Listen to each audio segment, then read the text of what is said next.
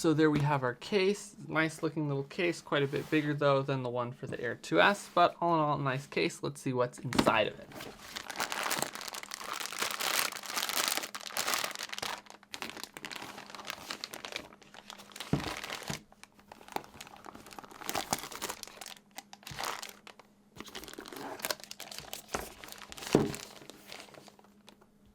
Alrighty, so there we have the stuff. Here we have our DJI RC 2 controller. This is the drone, still veiled in the bag. Here are the batteries and charger. And here are a ridiculous number of props.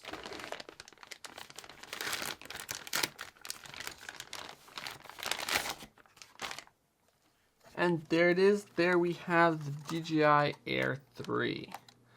Pop the gimbal cover off and, well, how do you take this off? There we go. We have our nice dual camera system.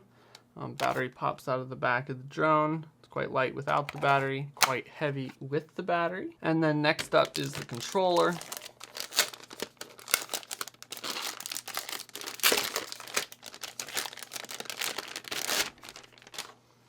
And there we go, a beautiful clean screen.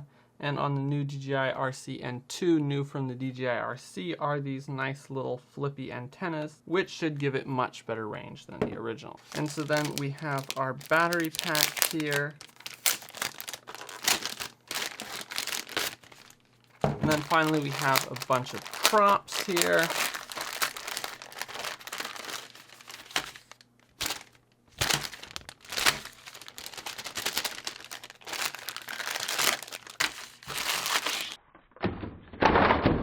One, 2, 3, 4, 5, 6, 7, 8, 9, 10, 11, 12. 12 props all in all, so that's 3 complete sets, 6 pairs of props, which is really nice so that you have 2 extra complete sets of props available if you crash your drone and damage some of the props. And one last thing that is still in the bag here, if we look in the top, we have a nice little USB-C cable, and then we have a silica gel packet, and we have an information packet. And in here is a quick start guide. It tells you how to take off the gimbal.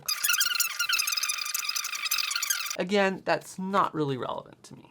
Now what I have here is the Fly More combo with the RC2 controller, and I have to say I'm a bit disappointed with what DJI has included in the Fly More combo for this drone. With older drones like the Air 2S, DJI would include everything that you needed to go fly and get great cinematic shots, including ND filters and charger, but with the Air 3 they decided not to include any ND filters and you have to buy those separately.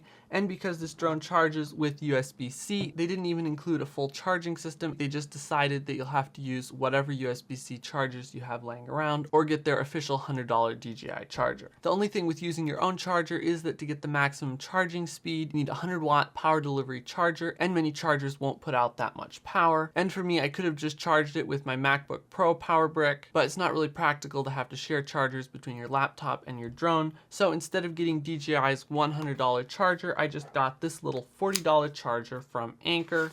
Same thing, 100-watt USB-C charger, but it only costs $40 instead of $99 from DJI. And this should do basically the same thing for less than half the price.